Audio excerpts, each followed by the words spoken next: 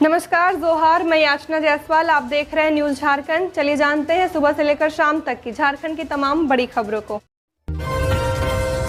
गिरिडीह में भीषण सड़क हादसा, 3 मरे, ट्रक ने डिजायर को मारी टक्कर। आषाढ़ी पूजा का प्रसाद खाकर लौट रहे थे सभी। गिरिडीह के बेंगाबाद थाना क्षेत्र के टोल टैक्स के पास दामोदरडीह में एक भीषण सड़क हादसा हुआ।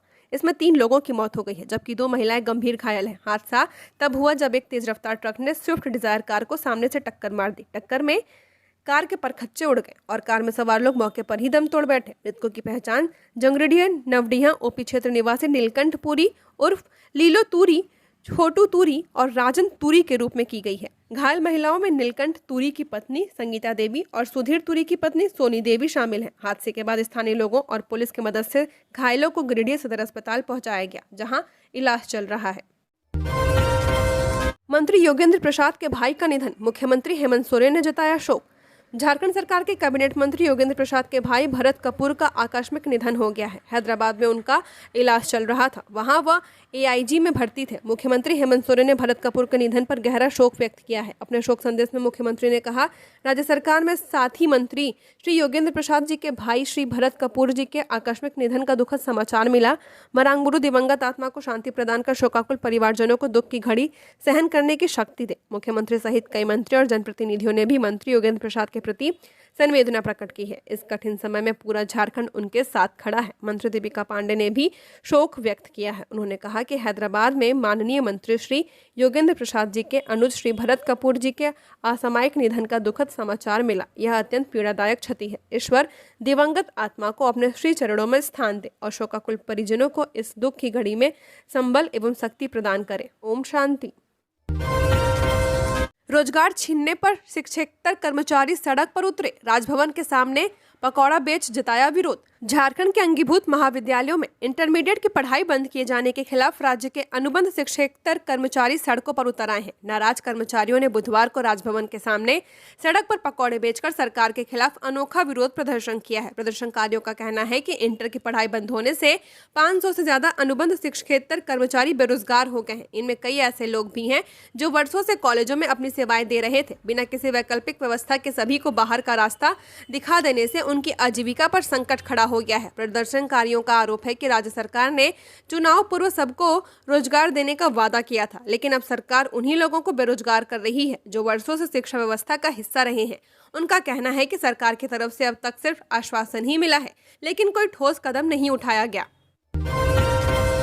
श्रावणी मेले में सफाई व्यवस्था का विशेष प्रबंध। देवघर में 750 सफाई कर्मी करेंगे 24 घंटे काम। 2 क्लस्टर में बटा क्षेत्र। देवघर के विश्व प्रसिद्ध श्रावणी मेले में इस बार सफाई व्यवस्था को विशेष प्राथमिकता दी गई है। सावन माह में लाखों श्रद्धालुओं की भीड़ को देखते हुए नगर निगम ने 750 सफाई कर्मियों की तैनाती की है। नगर निगम के प्रबंधक प्रकाश मिश्रा के अनुसार पूरे मेला क्षेत्र को 2 क्लस्टर में बांटा गया है। पहला क्लस्टर बाबा मंदिर परिसर, शिवगंगा और बीएड कॉलेज परिसर का है। दूसरा क्लस्टर बीएड कॉलेज से कुमेठा तक के क्षेत्र को कवर करेगा। सफाई कार्य में नगर निगम के 350 कर्मी, एमएसडब्ल्यूएम के 210 कर्मी और टेंडर द्वारा चयनित अन्य सफाई कर्मी शामिल हैं। सभी कर्मियों को सुरक्षा किट, यूनिफॉर्म और आवश्यक उपकरण दिए गए हैं। मेले के दौरान सफाई कर्मी 24 घंटे 3 शिफ्ट में काम करेंगे। कार्य की निगरानी के लिए सुपरवाइजर भी तैनात किए गए हैं। नगर निगम का लक्ष्य है कि श्रद्धालुओं को कोई असुविधा न हो और पूरा मेला क्षेत्र स्वच्छ रहे। आज 8 जिलों में भारी बारिश की चेतावनी। प्रदेश के अधिकांश हिस्से में छाए रहेंगे बादल। बीते 24 घंटे में पलामू में सबसे ज्यादा बारिश। झारखंड में मानसून ने रफ्तार पकड़ ली है। राज्य के अधिकांश हिस्सों में बादल छाए हुए हैं और बारिश का सिलसिला जारी है। मौसम विभाग ने आज भारी बारिश का अलर्ट जारी किया है। राज्य के दक्षिण पूर्वी और उत्तर पूर्वी जिलों में कहीं कहीं भारी से बहुत भारी बारिश हो सकती है। इसके साथ वज्रपात की भी आशंका है। विभाग ने लोगों से सावधानी बरतने की अपील की है। मौसम विभाग के पूर्वानुमान के अनुसार दक्षिण पूर्वी झारखंड के रांची, बोकारो, गुमला, हजारीबाग, खुंटी, रामगढ़, पश्चिमी सिंहभूम और सरायकेला खरसावां जिलों में भारी बारिश हो सकती है। पूर्वी हिस्सों के पूर्वी सिंहभूम, सिमडेगा, लोहरदगा, लातेहार, पलामू और गढ़वा जिलों में भी बारिश के आसार है। वहीं उत्तर पूर्वी जिलों जैसे साहेबगंज, पाकुड़, दुमका, देवघर, गोड्डा और जामताड़ा में बिजली चमकने, गर्जन और तेज बारिश की संभावना जताई गई है। मौसम विज्ञान केंद्र रांची की रिपोर्ट बता रही है कि बीते 24 घंटे में राज्य के कई जिलों में हल्के से मध्यम दर्जे की बारिश दर्ज की गई है। सबसे ज्यादा बारिश पलामू में 71 मिलीमीटर रिकॉर्ड की गई है। इसके अलावा रांची में 29.8 मिलीमीटर, जमशेदपुर में 21.5 मिलीमीटर, बोकारो में 28.8 मिलीमीटर और डाल्टनगंज में 24 मिलीमीटर बारिश दर्ज की गई है। आगामी दिनों में भी मौसम इसी तरह बना रहेगा। 3 से 5 जुलाई तक राज्य में हल्के से मध्यम दर्जे की बारिश की संभावना है। 6 और 7 जुलाई को भी कुछ स्थानों पर मध्यम से भारी बारिश हो सकती है। मौसम विभाग ने किसानों और आम जनता को मौसम के अनुसार सावधानी बरतने की सलाह दी है। शिबू सोरेन की सेहत में आया थोड़ा सुधार, रजरप्पा मंदिर में किया गया विशेष अनुष्ठान। देशोम गुरु शिबू सोरेन बीते 2 सप्ताह से दिल्ली के सर गंगाराम अस्पताल में इलाजरत हैं। उनके स्वास्थ्य में मामूली सुधार आया है। कल मंगलवार को आई जांच रिपोर्ट में उनके स्वास्थ्य में हल्का सुधार होने के संकेत मिले हैं। डॉक्टर्स दिन रात उनके इलाज में जुटे हुए हैं। विदेश के सभी डॉक्टर्स परामर्श लिया जा रहा है। इधर मुख्यमंत्री हेमंत सोरेन भी बीते कई दिनों से दिल्ली में ही है, जहां वे अपने पिता की सेवा में लगे हुए हैं। सीएम की पत्नी कल्पना सोरेन भी उनके साथ ही हैं। गुरुजी के स्वास्थ्य की खबर सुन राष्ट्रपति द्रौपदी मुर्मू समेत कई मंत्री भी उनका हालचाल जानने अस्पताल पहुंचे थे। कल मंगलवार को बिहार के पूर्णिया से सांसद पप्पू यादव भी अस्पताल पहुंचे। उन्होंने मुख्यमंत्री हेमंत सोरेन से मिलकर गुरुजी का हालचाल जाना। सीएम से मुलाकात के बाद पप्पू यादव ने कहा कि गुरुजी के स्वास्थ्य में सुधार हो रहा है। यह सुखद सूचना है। हमें पूरी उम्मीद है कि शिबू सोरेन स्वस्थ होकर जल्द ही झारखंड लौटेंगे। गिरिडीह में सीएसपी संचालक के साथ लूटपाट, 3.5 लाख छीनकर भागे बदमाश, मारपीट भी की। गिरिडीह जिले के बगोदर थाना क्षेत्र के धरगुरली के बैंक ऑफ इंडिया के सीएसपी संचालक संतोष कुमार के साथ मंगलवार शाम को बाइक सवार अज्ञात 2 अपराधियों ने लूटपाट की है। लूटपाट के दौरान उनके साथ मारपीट भी की गई। वे घायल हो गए तथा 3.5 लाख रुपए लूट लिए गए। घटना की सूचना पर पुलिस मौके पर पहुंची और छानबीन में जुट गई है। बताया जाता है कि धरगुल्ली के बैंक ऑफ इंडिया के सीएसपी संचालक संतोष कुमार मंगलवार को अटका बैंक शाखा से रुपए की निकासी कर बाइक पर सवार होकर गांव जा रहे थे। वे मुडरो के रास्ते होकर गांव जा रहे थे। इसी दौरान बाइक सवार 2 अपराधियों ने शाम 6:30 बजे के करीब उन्हें रोका और मारपीट कर रुपए लूट लिए। उनके मोबाइल और बाइक की चाबी भी लेकर अपराधी फरार हो गए। घटना की सूचना पर लोग मौके पर पहुंचे। घायल अवस्था में उठाकर उन्हें घर ले गए। स्थानीय स्तर पर प्राथमिक इलाज किया गया। थाना प्रभारी विनय कुमार यादव मौके पर पहुंचे। उन्होंने भुक्तभोगी सीएसपी संचालक से पूछताछ की। थाना प्रभारी ने बताया कि मामले की छानबीन की जा रही है। हजारीबाग गिरवा नदी किनारे युवक की हत्या से हड़कंप, बालू लोडिंग के दौरान गोलियों की गूंज। हजारीबाग के केरेडारी बुंडू रोड स्थित गिरवा नदी के पास बीती रात अपराधियों ने एक युवक की गोली मारकर हत्या कर दी। यह वारदात लगभग रात 10:30 बजे की बताई जा रही है। इलाके में दहशत का माहौल है और घटना ने कई गंभीर सवाल खड़े किए हैं। प्रत्यक्षदर्शियों के अनुसार रात में जब ट्रैक्टर गिरवा नदी से बालू का उठाव कर रहा था, उसी दौरान 3 राउंड गोली चलने की आवाज सुनाई दी। गोलियों की आवाज से घबराकर मौके पर मौजूद सभी ट्रैक्टर चालक वहां से भाग निकले। घटना की सूचना पर केरेडारी थाना पुलिस घटनास्थल पर पहुंची और अज्ञात युवक के शव को अपने कब्जे में लेकर शेख भिखारी मेडिकल कॉलेज अस्पताल भेज दिया। पुलिस शव की पहचान में जुटी है और हत्या की वजहों से की जांच की जा रही है। सबसे बड़ा सवाल यह है कि एनजीटी की रोक के बावजूद कैसे जारी है बालू उठाव। एनजीटी के स्पष्ट आदेश के बावजूद रात के अंधेरे में बालू का अवैध खनन कैसे खुलेआम जारी है। फिलहाल पुलिस हर एंगल से मामले की जांच कर रही है और इलाके में सतर्कता बढ़ा दी गई है। रांची में नई कार सिट्रोन बेसाल्ट चलाते दिखे माही, फैंस का हाथ हिलाकर किया अभिवादन। आईपीएल 2025 के बाद से होम टाउन में समय बिता रहे भारतीय क्रिकेट टीम के पूर्व कप्तान और कैप्टन कूल के नाम से मशहूर महेंद्र सिंह धोनी एक बार फिर रांची की सड़कों पर अपने खास अंदाज में नजर आए हैं। आईपीएल 2025 के बाद से धोनी अपने होम टाउन रांची में समय बिता रहे हैं और आए दिन उन्हें शहर की सड़कों पर कभी बाइक तो कभी कार चलाते देखा जा रहा है। हाल ही में धोनी का एक वीडियो सोशल मीडिया पर तेजी से वायरल हो रहा, जिसमें वह अपनी brand new car Citroen Basalt dark edition चलाते नजर आ रहे हैं। वीडियो सामने आने के बाद धोनी के फैंस के बीच खासा उत्साह देखने को मिल रहा है। यह कार फ्रांसीसी ऑटोमोबाइल निर्माता सिट्रोन की नई पेशकश है, जिसकी एक्स शोरूम कीमत करीब 12,80,000 रुपए बताई जा रही है। सबसे खास बात यह है कि Mahendra Singh Dhoni Citroen Basalt dark edition की डिलीवरी लेने वाले देश के पहले व्यक्ति है। कंपनी ने अप्रैल में ही अपने डार्क एडिशन लाइनअप को लॉन्च किया था और इसकी पहली यूनिट सीधे धोनी को दी गई है। गौरतलब है कि एमएस धोनी इस कार कंपनी के ब्रांड एम्बेसडर भी हैं, जिसके चलते उन्हें यह विशेष तोहफा मिला है।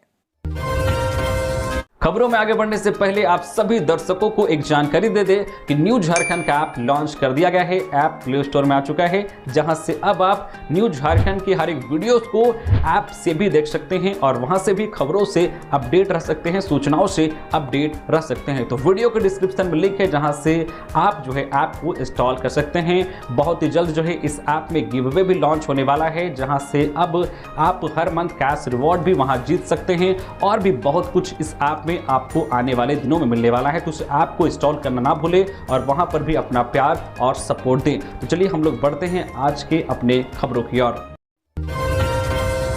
रांची को कल मिलेगा एलिवेटेड कॉरिडोर। NHAI का पहला प्रोजेक्ट जिसमें लगा है बुलेट प्रूफ बैरियर। 30 मिनट की दूरी 5 मिनट में होगी तय।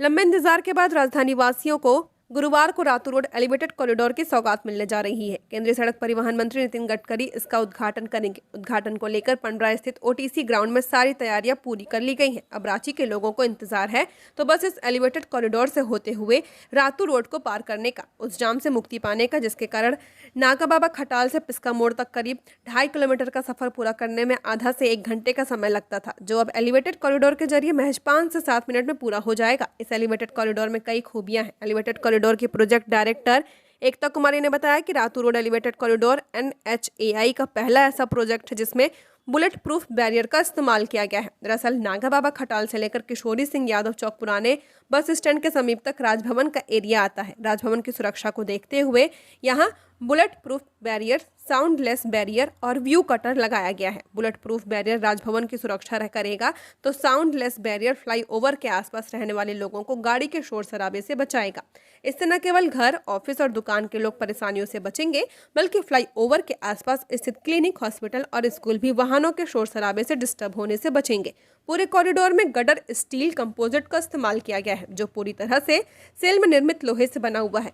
यह इसकी मजबूती को और अधिक बढ़ाती है। स्कूलों के आसपास नहीं बिकेगी मांस मछली, तंबाकू की खरीद बिक्री पर भी रोक।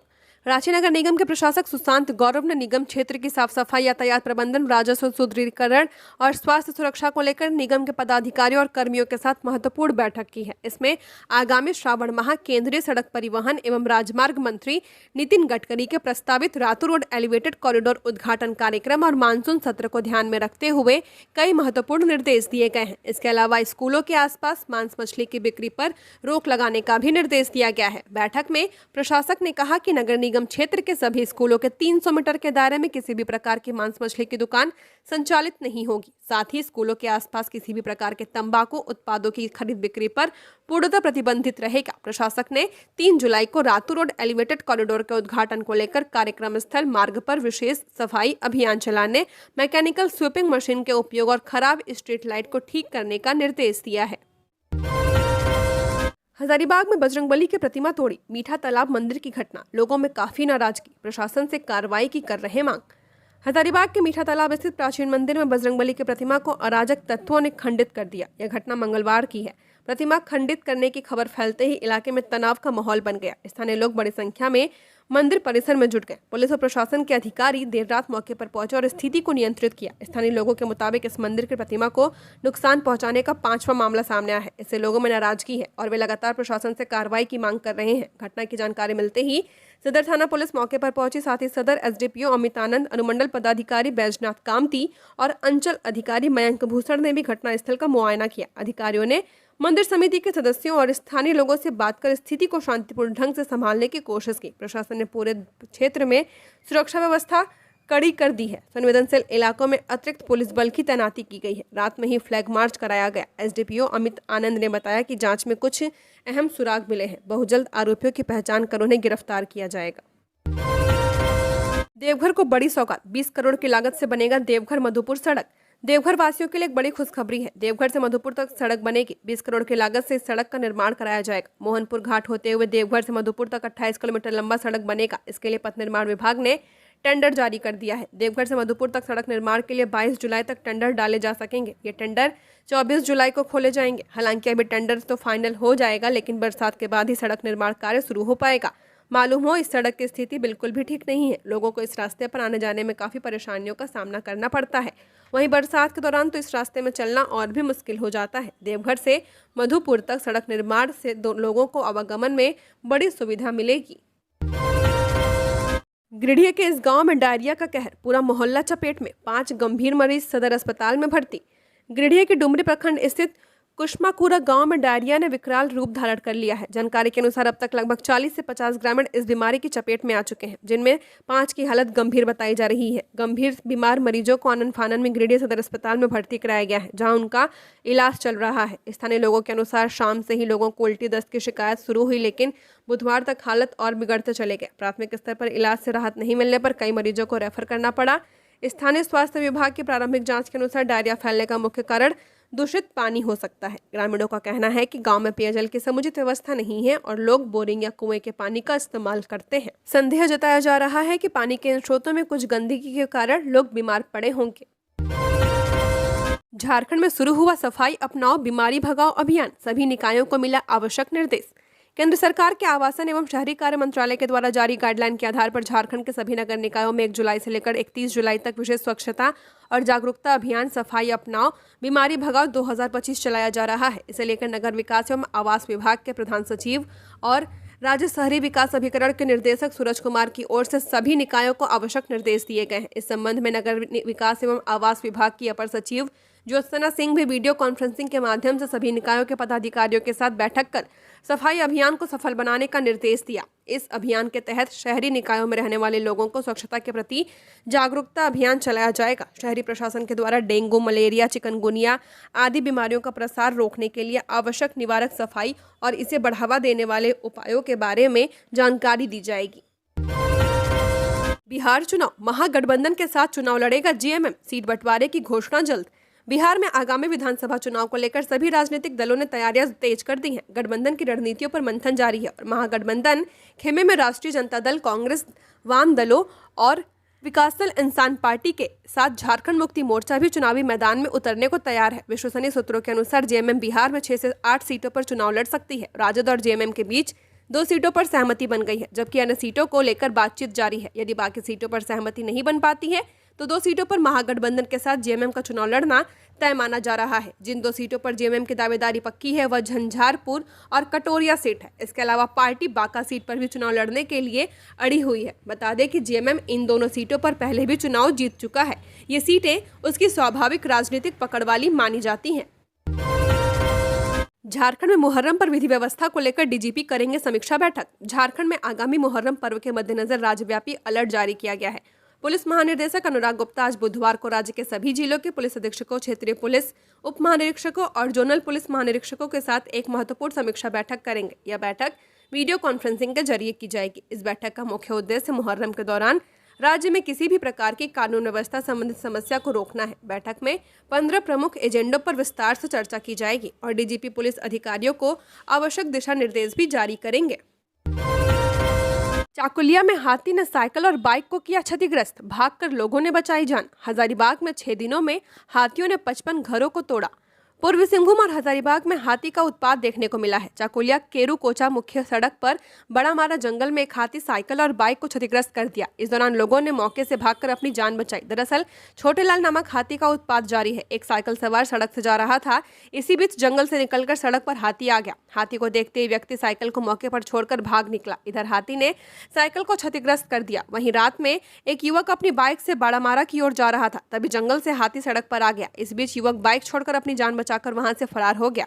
मौके पर हाथी ने बाइक को पटककर क्षतिग्रस्त कर दिया। इस दौरान हाथी जाने के बाद युवक अपनी बाइक उठाकर गांव की ओर चला गया। इधर हजारीबाग के बड़कागांव प्रखंड के कई गांव में 25 की संख्या में हाथियों ने जोराकाठ, गाली बलोदर, राउतपारा गांव में जमकर तबाही मचाई है। पिछले 6 से 7 दिनों के अंदर तकरीबन 55 लोगों के मकान को हाथियों ने काफी नुकसान पहुंचाया है।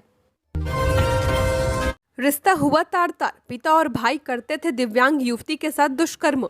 राजधानी रांची से रिश्तों को तार-तार करने वाली एक घटना सामने आई है, जहां एक दिव्यांग युवती के साथ उसके ही पिता और भाइयों ने दुष्कर्म की वारदात को अंजाम दिया है। पूरा मामला बरियातू थाना क्षेत्र का बताया जा रहा है। मामले में प्राथमिकी दर्ज कराई गई है, जिसके बाद पुलिस ने तुरंत कार्रवाई करते हुए आरोपी पिता, पुत्र और मां को गिरफ्तार कर लिया है। हालांकि एक आरोपी अब भी फरार बताया जा रहा है। मिली जानकारी के मुताबिक दिव्यांग युवती के साथ 4 वर्षों से लगातार यौन शोषण किया जा रहा था। इस दौरान युवती का कई बार एबॉर्शन भी कराया गया है।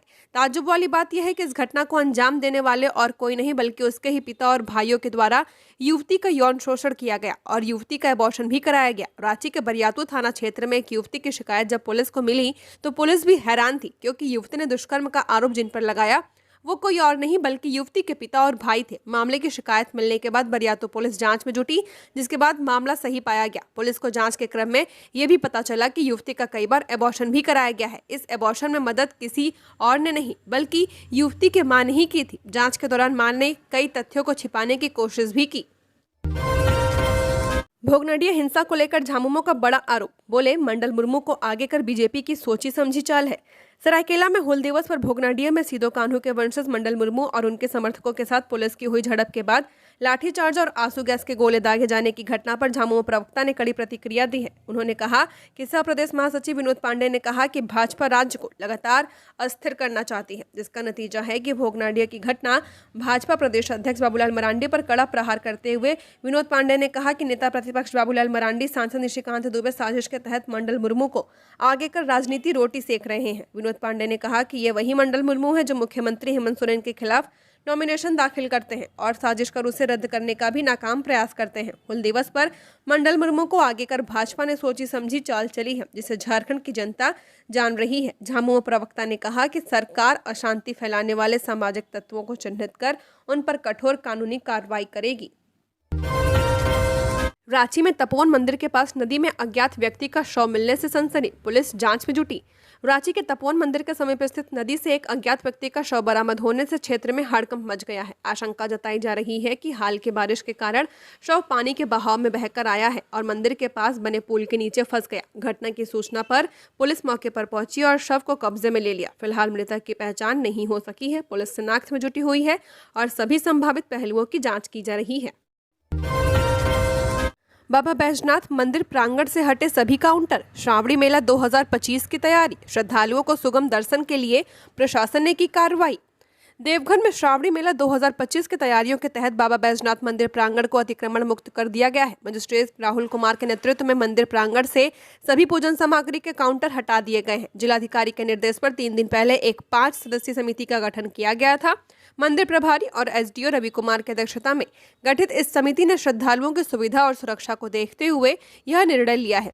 मजिस्ट्रेट ने बताया कि सभी दुकानदारों को पहले ही सूचना दे दी गई थी। उन्हें अपने काउंटर स्वयं हटाने को कहा गया था। निर्धारित समय में काउंटर नहीं हटाने पर प्रशासन द्वारा कार्रवाई की चेतावनी दी गई थी। मंदिर प्रशासन ने स्पष्ट किया कि यह कदम श्रद्धालुओं को सुगम दर्शन और पूजा व्यवस्था के लिए उठाया गया है। श्रावणी मेले को देखते हुए जिला प्रशासन मंदिर प्रांगण में व्यवस्था को बेहतर बनाने के लिए सक्रिय है। झारखंड के इस गांव में पहली आदिवासी बेटी हुई मैट्रिक पास, शिक्षक बदलना चाहती है गांव की तस्वीर। बोकारो के गोमिया प्रखंड अंतर्गत पश्चिमो पंचायत स्थित झुमरा पहाड़ के पास बसे आदिवासी बहुल गांव में आजादी के 76वें साल बाद पहली बार किसी आदिवासी बेटी ने मैट्रिक की परीक्षा पास की है। बिटिया की इस सफलता से पूरे गांव में खुशी का माहौल है। गांव की आदिवासी बेटी चांदमुनि कुमारी ने द्वितीय श्रेणी से मैट्रिक की परीक्षा पास की है। गोमिया के कस्तूरबा गांधी विद्यालय तेनुघाट से चांदमुनि कुमारी ने इसी वर्ष मैट्रिक की परीक्षा दी थी। शानदार रिजल्ट आने के बाद सिमराबेड़ा गांव निवासी युवा सामाजिक कार्यकर्ता मनोज कुमार पहाड़िया और बलथरवा सिमराबेड़ा आंगनबाड़ी केंद्र की सहायिका अनीता कुमारी ने गांव जाकर चांदमुनि कुमारी को शॉल ओढ़ाकर और माला पहनाकर सम्मानित किया। ये सम्मान पाकर चांदमुनि की आंखों से आंसू छलक पड़े। चांदमुनि कुमारी के पिता अरजलाल किस्कू एक प्रवासी मजदूर हैं, वहीं उनकी माता गृहिणी हैं। कोयना नदी बनी मौत की राह, जान जोखिम में डाल स्कूल जाते हैं लेम्बरा गांव के बच्चे। झारखंड के नक्सल प्रभावित सारंडा क्षेत्र में एक भयावह और शर्मसार तस्वीर सामने आई है। गंगदा पंचायत के लेम्बरा गांव के बच्चे आज भी 21वीं सदी में जान हथेली पर रखकर स्कूल जाते हैं, वह भी उफनती नदी को पैदल पार कर। पिछले कई दिनों से झारखंड और विशेषकर सारंडा क्षेत्र में लगातार हो रही मूसलाधार बारिश ने कोयना नदी को रौद्र रूप दे दिया है। यह नदी अब गांव के बच्चों के लिए शिक्षा की राह में एक जानलेवा बाधा बन चुकी है। नदी के तेज बहाव के बीच लेम्बरा गांव के दर्जनों मासूम छात्र छात्राएं स्कूल जाने के लिए रोज नदी को पार करते हैं। कोई नाव नहीं, कोई पुल नहीं, कोई सुरक्षा नहीं। बेटी पढ़ाओ बेटी बचाओ, हर बच्चा स्कूल जाए, सर्व शिक्षा अभियान से ये सब सिर्फ स्लोगन बनकर रह गए हैं। जमीनी सच्चाई यह है कि यहाँ बच्चे पढ़ना तो चाहते हैं, लेकिन सरकार ने उनके लिए ऐसा कोई रास्ता नहीं छोड़ा है जिसमें वे सुरक्षित होकर स्कूल जा सके। ग्रामीणों का कहना है कि वर्षा के मौसम में लेम्बरा गांव चारों तरफ से पानी से घिर जाता है और एक टापू की तरह कट जाता है। कोयना नदी जो मनोहरपुर बड़ा जामदा मुख्य सड़क व लेम्बरा गांव के बीच से बहती है, गांव से शहर तक के हर रास्ते को लील जाती है। गर्भवती महिलाएं इलाज के बिना दम तोड़ देती हैं। बीमार ग्रामीण अस्पताल नहीं पहुंच पाते, राशन तक गांव में नहीं पहुंचता है। एक एक बोरिया चावल के लिए घंटों इंतजार और स्कूल जाने के लिए बच्चों की जिंदगी दांव पर। क्या यही है झारखंड का विकास मॉडल? 1000 करोड़ का अवैध खनन मामला, ईडी ने 8 सहित 2 कंपनियों पर दायर किया चार्जशीट। झारखंड के साहिबगंज में 1000 करोड़ के अवैध खनन से जुड़े मनी लॉन्ड्रिंग केस में ईडी ने 5वीं पूरक चार्जशीट दायर कर दिया है। ईडी ने फरार चल रहे दाहू यादव सहित 8 लोगों और 2 कंपनियों पर चार्जशीट दायर किया है। ईडी ने फरार चल रहे मुख्य आरोपी राजेश यादव उर्फ दाहू यादव, हीरालाल भगत, नियम चंद्रशील, यश जलान समेत 8 लोगों पर चार्जशीट दायर किया। वहीं राजेश यादव उर्फ दाहू के परिवार के द्वारा संचालित कंपनी मेसर्स रायदव ट्रांसपोर्टेशन प्राइवेट लिमिटेड और कोलकाता की company messrs marine infralink logistics private limited पर भी चार्जशीट दायर किया है। झारखंड के साहिबगंज में अवैध खनन, जबरन वसूली और मनी लॉन्ड्रिंग मामले में 30 जून 2025 को ईडी ने अपनी 5वीं पूरक चार्जशीट पीएमएलए कोर्ट में दाखिल की है। ईडी की चार्जशीट में जिक्र है कि आपराधिक सिंडिकेट बनाकर 1000 करोड़ से ज्यादा की आपराधिक आय अर्जित की गई है। ईडी द्वारा बताया गया कि पंकज मिश्रा के नेतृत्व में आपराधिक साजिश का विवरण देने वाली एफआईआर के आधार पर जांच शुरू की गई थी। सिंडिकेट के काम करने के तरीके में अवैध खनन, जबरन वसूली और खनिज परिवहन मार्गों पर एकाधिकार करना शामिल था। अमरनाथ यात्रा कल से, जानिए कैसे जाएं, रजिस्ट्रेशन कहां ठहरे और कितना खर्च, पहलगाम अटैक के बाद कितना सुरक्षित है रास्ता। इस साल अमरनाथ यात्रा के लिए पिछले साल से काफी कम रजिस्ट्रेशन हुए हैं। पहलगाम में आतंकी हमले के बाद से यहां आने वाले लोग अपनी सुरक्षा को लेकर बहुत डरे हुए हैं। उत्तराखंड में हुए हेलीकॉप्टर हादसों ने भी लोगों के मन में डर पैदा कर दिया है। राकेश कौल जम्मू कश्मीर में सोशल एक्टिविस्ट है। इस साल वो भी अमरनाथ यात्रा पर जा रहे हैं। 22 अप्रैल को हुए पहलगाम हमले के बाद राकेश अपनी सेफ्टी को लेकर थोड़े फिक्रमंद हैं, लेकिन उन्हें प्रशासन के सुरक्षा इंतजामों पर भरोसा भी है। अमरनाथ यात्रा 3 जुलाई से शुरू हो रही है। 38 दिन की यात्रा 9 अगस्त यानी रक्षाबंधन तक चलेगी। अमरनाथ गुफा तक पहुंचने के लिए 2 रूट हैं। एक पहलगाम बेस कैंप से और दूसरा बालटाल बेस कैंप से जाता है। जम्मू से पहला जत्था 2 जुलाई यानी आज निकल रहा है। 3 जुलाई को जत्थे पहलगाम और बालाटाल से बाबा बर्फानी के दर्शन के लिए यात्रा शुरू करेंगे। पिछले साल 5 लाख से ज्यादा श्रद्धालु अमरनाथ यात्रा पर पहुंचे थे। हालांकि इस साल अब तक सिर्फ 3.5 लाख लोगों ने ही रजिस्ट्रेशन कराया है।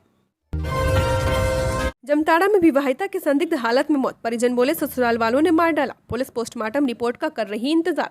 जमताड़ा के मिहिजाम थाना क्षेत्र के शहरडाल कोलपाड़ा में एक विवाहिता की संदिग्ध परिस्थितियों में मौत हो गई है। मृतका की पहचान 23 वर्षीय मोनिका राय के रूप में की गई है। मोनिका की शादी वर्ष 2021 में कोलपाड़ा निवासी दीपक राय से हुई थी। दोनों की एक 3 साल की बेटी भी है। घटना के बाद से इलाके में सनसनी फैल गई है। घटना की जानकारी मिलते ही मिहिजाम थाना प्रभारी गुलशन कुमार पुलिस बल के साथ मौके पर पहुंचे। पुलिस ने शव को कब्जे में लेकर पोस्टमार्टम के लिए जमताड़ा भेज दिया है। शुरुआती जांच के आधार पर पुलिस ने यूडी केस दर्ज किया है। फिलहाल पुलिस का कहना है कि पोस्टमार्टम रिपोर्ट आने के बाद ही मौत के कारणों का खुलासा हो सकेगा। मोनिका के मायके वालों ने उसके ससुराल वालों पर हत्या का आरोप लगाया है। मोनिका मिहिजाम के हांसी पहाड़ी की रहने वाली थी। वहीं उसका पति दीपक राय निजी वाहन चालक का काम करता था। पुलिस पूरे मामले की गहनता से जांच कर रही है। झारखंड की और खबरों के लिए बने रहिए हमारे साथ। हमारे चैनल न्यूज झारखंड पर चैनल को सब्सक्राइब करें, साथ बेल आइकन को प्रेस करें। नमस्कार।